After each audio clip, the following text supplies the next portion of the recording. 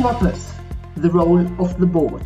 The board should establish the company's purpose, values and strategy, and satisfy itself that these and its culture are aligned. All directors must act with integrity, lead by example, and promote the desired culture. Corporate governance codes around the globe are clear, and yet purpose is a topic that falls very often at the bottom of an agenda or is not dealt with at all in the boardrooms. Welcome to the Better Boards podcast series. In this episode, I'm delighted to talk with Alison Platt about purpose, the role of the board. I'm Dr. Sabine Dembkowski, founder and managing partner of Better Boards. We make the boards of the most ambitious organizations more effective. Our mission at Better Boards is to contribute to creating better boards. We do this by providing clients with an evidence-based approach for board evaluations and board development programs. To fulfill our mission, we give a voice to all who care about creating better boards.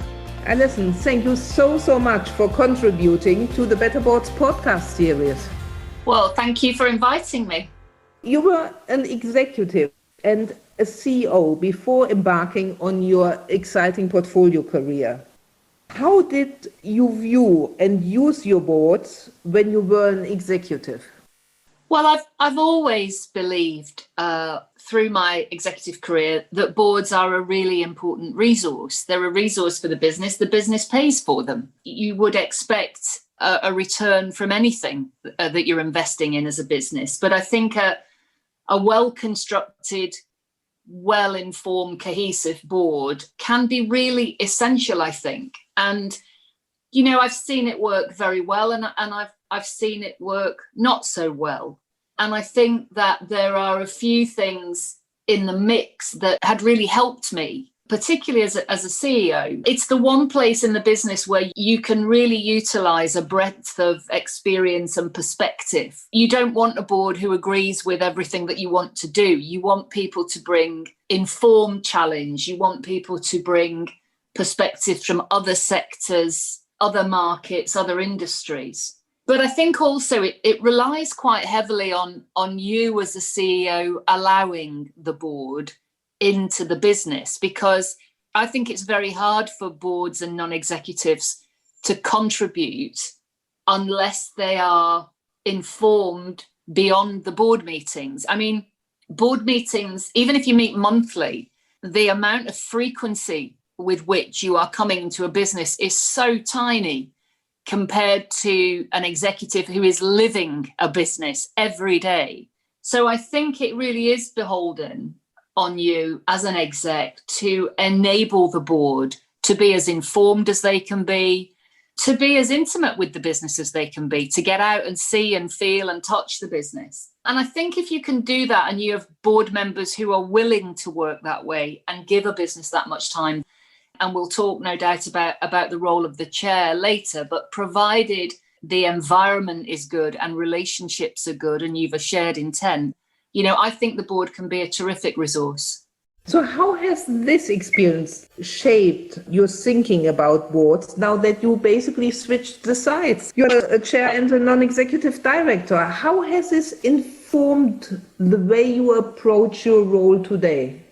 Well, I think it's had a big impact. And, you know, when I reflect back, I was very, very fortunate in that as a serving executive and then latterly a chief executive, you know, in both cases, I had one non-exec role. I was on the board at Cable and Wireless in my last few years at Bupa, and then on the board at Tesco when I was a CEO at Countrywide. And I was always struck by what a fantastic privilege that was and what great hands-on development it was, because you'd an opportunity as a serving executive to go into this environment where you sat on the other side of the table and you could watch, you know, in the case of both those businesses, absolutely first-class chief executives work with a board. And, you know, I was always very conscious of coming away from board meetings and really reflecting on, you know, how was I performing with my own board and how was I enabling great chief executives? How was I playing some small part as a non-exec? So I was always very conscious of that. And as you say, now that I've stepped onto the other side of the table, I'm really, really conscious of all the things that I learned during that period, which is effectively to never forget that the executive run the business. And your job is effectively to help them be as impactful as they can be and as successful as they can be in creating value. But they run the business. I think I'm very conscious as a non-exec that I need to own my own growth and my own performance and capability. And what I mean by that is, quite often in executive life, people are around you and thinking all the time about where you need development, what you should be exposed to, what you need more of.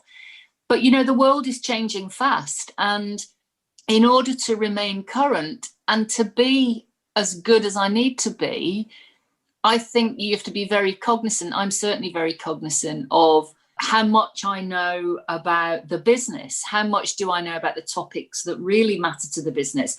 How in tune am I with the issues that are shaping investors' thinking? What's changing in the sector? What's best practice in other parts of the world? I think my experience as an executive has shaped my own view of how you continue to be a valuable member of a board. But look, I think the other thing is I'm constantly asking, how am I doing? And, I'm very fortunate in the businesses where I'm a non-exec director that I have outstanding chairs who take seriously, ongoing conversations about the performance of board members, and that's brilliant.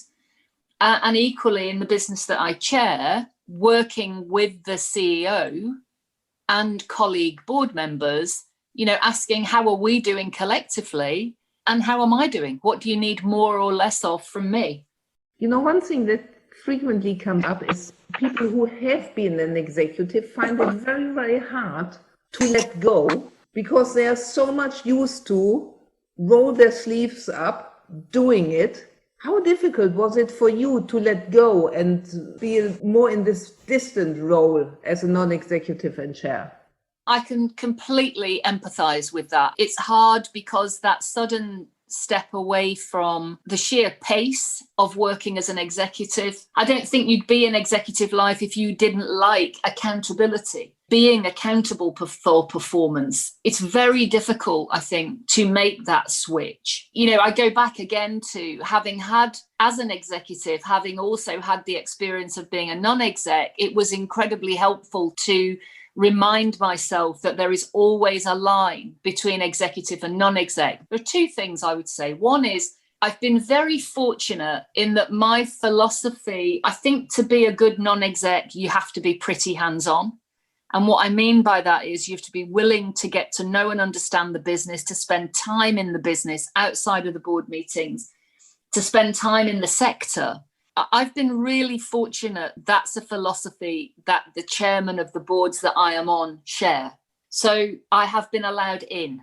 And what I mean by that is spending time in distribution centres up and down the country for Tesco, spending time in competitors' businesses, going to other markets, seeing what grocery food retailing is like on the ground. It's similarly in the business that I chair for Legal and General, having a real opportunity to meet brokers, to sit and listen to calls. All of those things I think help, and they help you shape the difference between influence and accountability.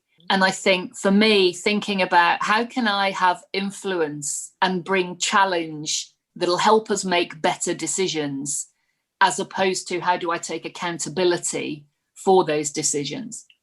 But I think the other thing is also that every board is different, and you have to think about your role and the contribution you can make as unique in every company you work with. So if I give you one example, the business that I chair for Legal and General is a new business. It launched just over a year ago. The chief executive is a terrific young woman, but it's her first chief executive role. She's never had an operational role before. And my contribution, my work there revolves a lot about she and I working together. It's a new business, so there are new challenges. We're trying to grow the business. We're cutting new ground.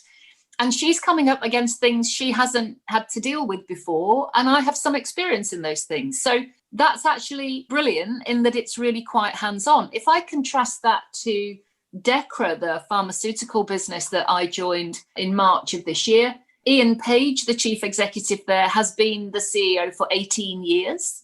And Ian was 10 years in the business before that. Ian doesn't need mentoring and coaching from me on how to be a CEO. So my contribution there is different, but actually I don't know that sector as well as I know others. So my work there is much more about where are the parallel comparisons that I can bring? How do I get up the curve on manufacturing, supply, the pharmaceutical sector?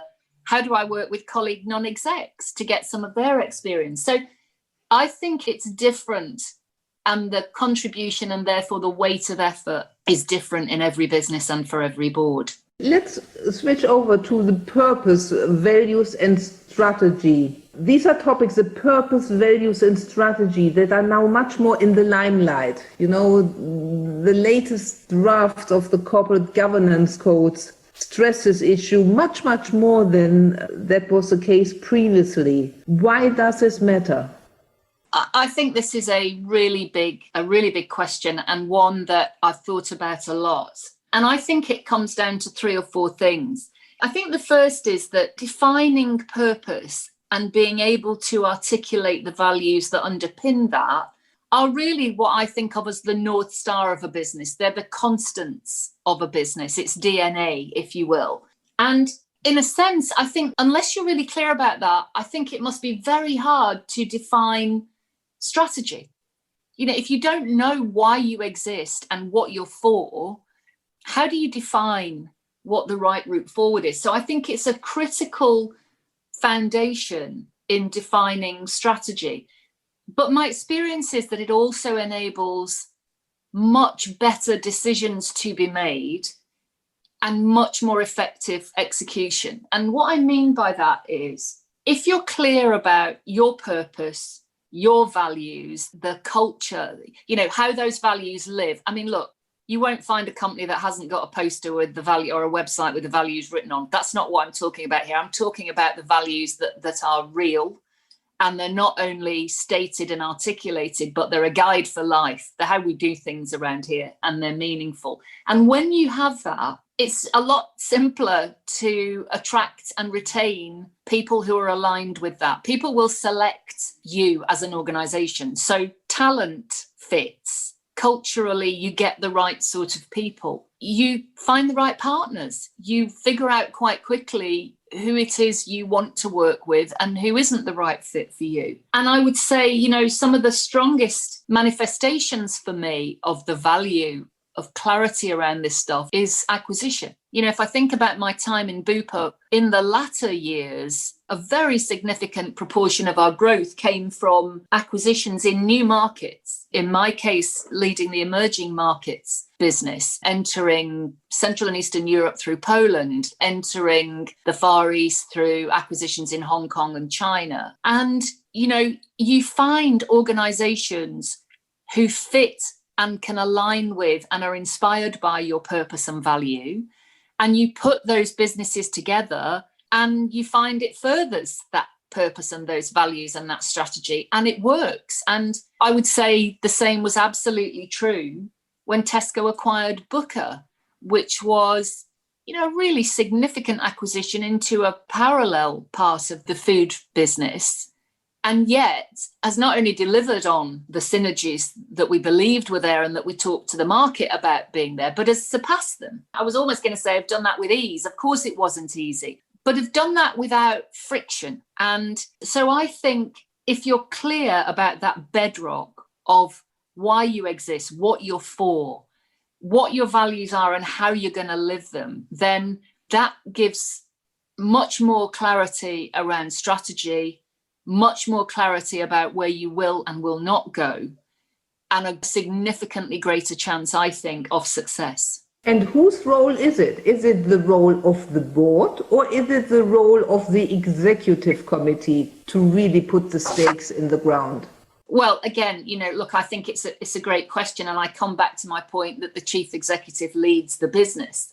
But I do think this is a little bit chicken and egg, because, it's the role of the board to appoint the right chief executive. And to some degree, I think a board needs an appreciation of the value of this, being clear about this core in order to, if you will, be brave enough or insightful enough to appoint a chief executive who will see that as crucial. Let me talk about Tesco for a minute. I joined the board as part of the rebuilding of that board after the very unfortunate accounting scandal that hit the group. And the board had just appointed Dave Lewis as CEO. And suddenly Dave had this absolutely titanic task of rescuing, I don't think that's too strong a word, rescuing and rebuilding the Tesco brand and the Tesco business. And Dave's work with the board and with his team saying that the most important thing for us to define here is,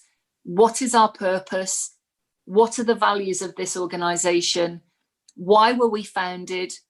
What's our role in society and the communities we serve? And how do we build a business? How do we build back to be a business and a brand that can create value for its shareholders and all of its stakeholders? But that has to be our bedrock. And it has been a privilege to watch and to work alongside the board and with Dave through the last 5 years, to watch the rebuilding of that and to have seen such a strong culture based on, Tesco's fundamental purpose of helping its shoppers a little better every day and living those values and that purpose. I see in a lot of board evaluation that this topic is a little bit treated like a hot potato. It's thrown from one side to the next. Sorry to really probe you on this one. Who has to start defining the purpose, in your view, the executive committee or the board? How shall this interplay best work? What I would say is, it's a question that the board should be able to answer. What is our purpose? What are our values? How does that fit? How does our strategy reflect that? And how are we demonstrating that we're living that purpose and values? And if that question can't be answered, then I think that is an issue that a board should be talking to the executive about. How are they setting strategy if we're not clear about that? So I think it is for the board to be, if you like, the custodian of ensuring those points are clear and that they're real, that they live in a business. First and foremost, this is not a topic that can be outsourced.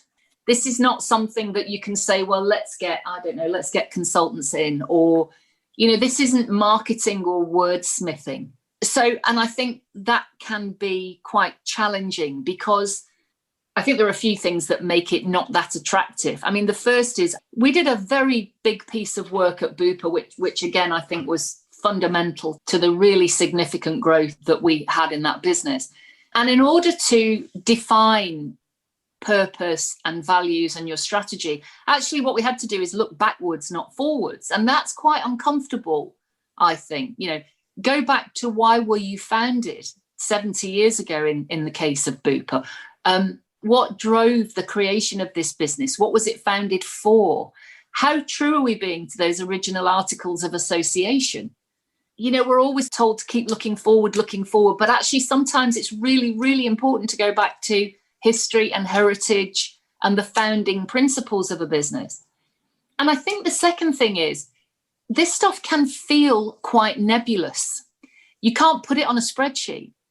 So being prepared as a board, working with the executive to debate these things, to debate interpretation, and to ensure we ask ourselves, well, how will this be a determinant of strategy, of the markets we go into, of the products we play in, of the way we price our businesses, of what we think are appropriate in terms of the use of profits and funds.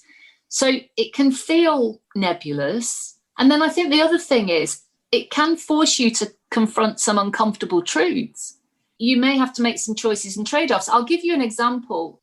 When Legal & General created the business that I chair, they were very, very clear that they were entering the equity release sector direct to customers on the basis that they wanted to be absolutely top quartile in terms of the standards of the experience that the customer had and in the eyes of the regulator.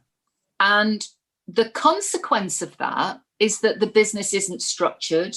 Things like reward, for instance, charges that we put to customers, they're actually quite different than they are for the core market.